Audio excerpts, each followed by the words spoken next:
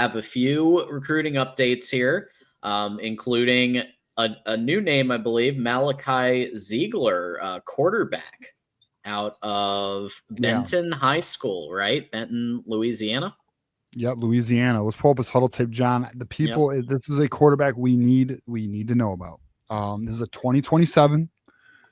It does appear that Michigan is in, their talks are progressing here. So essentially we have a 2027 4-star quarterback. Michigan wants to get him for a visit this fall during a game, but it does appear, are we having issues pulling the video up, John? Yeah, there we go. Okay. For whatever reason, it's a little bit delayed, but there you go. Yeah, it's fine. So you'll see with the thing about Malachi Ziegler, right, is he has dual threat capabilities. Here's your RPO type quarterback. I know it's tough because we haven't seen Chip Lindsey's offense in action, but when you see Chip Lindsey's offense in action, you'll understand the vision here. So what they're trying to do is get a quarterback who can move the pocket, throw on the run, RPO game, give the defense a lot to think about, right? Kid has an arm. Good. He is, I know there are some people critical of him. They don't think his tape's as polished as some of the other quarterbacks. He is ranked right now 95 in the nation by we'll go with the composite. It's 158, 12th quarterback in the nation. He's 6'2", 209 pounds. It does appear that Michigan, that would have been picked off any other time, but it does appear that Michigan is very high on him. They watched him throw. They watched him in live settings, and Chip Lindsey is a big fan of his game. So now I want to stress here, remember this, 28 is Donald Tabron, right? That's the next one coming out of the state of Michigan, possibly a 5-star, very high 4-star type kid. This is going to be the gap between Brady Smeagol and Donald Tabron, who again is being mentored by Bryce Underwood. But I want to bring this kid to your attention because it's right now, as things stand, a Michigan SMU battle. Theo will have the upper hand there, right? Yeah. SM who? Yeah. I thought they died. Yeah. Guess not. Anyways, yeah, so we'll see where it goes. I know there are some quarterbacks other people are high on. I know Moose just kind of hit on one with Bork, but it appears the Malachi Ziegler smoke is the hottest right now. So we'll see. Now, I don't think there's going to be a commitment this month. I think it'll be in the fall, potentially, if there is one.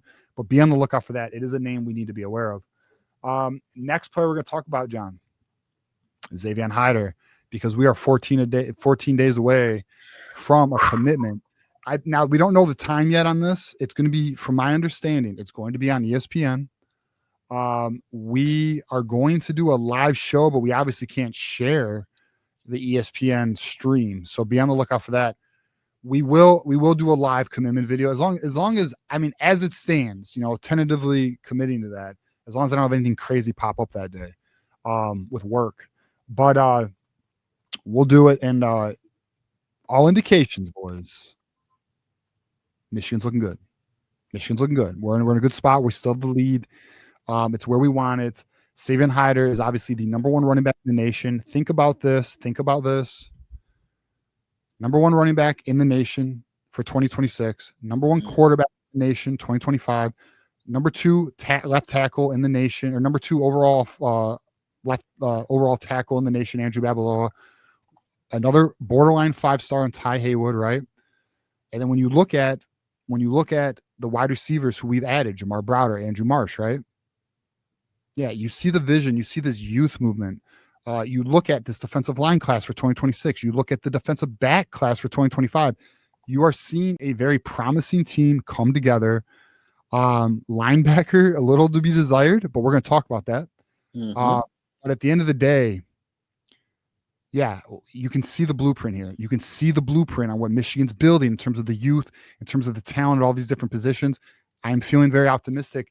I think if Michigan lands Savion Hiter, which again, all indications, and there is some word, who was it? Was it Shamar Earls? Shit, who was it? Was it Shamar Earls? One of the players, I think it was Shamar Earls. Hold on, let me just double check very, very quick because I don't want to.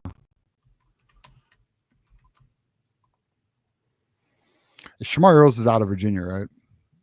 Yeah, he is. Okay, what's Shamar Earls?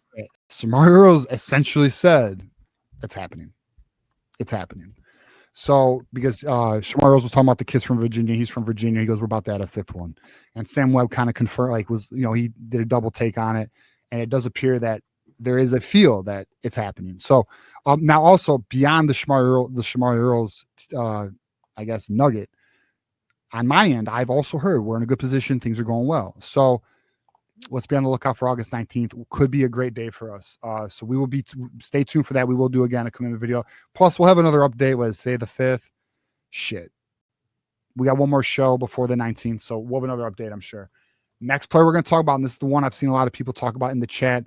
Jabari Brady, wide receiver who is currently committed to Missouri, out of Pompeo Beach, Florida, 6'1.5", 205 pounds. This is an interesting situation, and it's interesting for me because I'm going to be very honest with you guys. I don't love his film. In my opinion, Michigan should be attacking Samson Gash. When I look, this is me now. Now listen, it don't mean, my opinion here, whatever. But like, I'm just saying, when I look at this, I in this class have right now, I have Zion Robinson. I have Travis Johnson. I have my Z. I have my Y. This is not like, do I think the kid has talent? Yes. But to me, I already have this type of receiver in the class. Like Samson Gash to me would make sense because Samson Gash runs a 10.4 400 meter, or going to get a big body, not Calvin Russell, but a Calvin Russell archetype, a true X. Yeah, I mean, do I see the appeal that Michigan has with the film here? Yeah, you got a receiver who can go up and get it, strong hands, possession receiver, has good cuts. You can see that in the film. You can.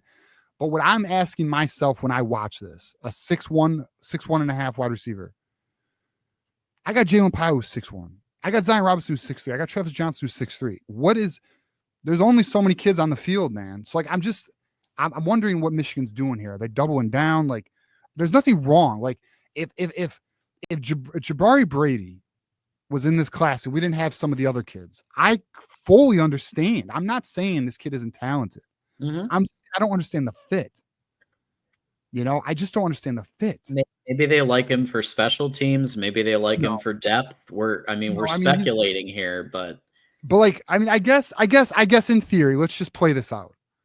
You put Travis Johnson at the X, you put Zion Robinson at the Y, sure. And you put this kid at the Z, maybe.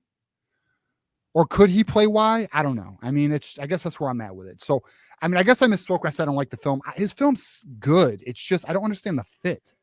Yeah. Because now we're gonna have 4 wide receivers in the class, which nothing wrong with that. That's fine. We need wide receivers, right? Yeah. But I don't know. I guess maybe my issue is I want them to go after Samson Gash, the kid from Michigan who runs 10.44. Let's see. What is Samson Gash's size? Am I crazy? Let me look this up. Samson Gash, he's 6 foot. Okay, so it's essentially the same size. It's just the 10.44 speed's appealing. Nobody on the team's that fast. But it's interesting to me. It's just when I look at our receiving room, this kid,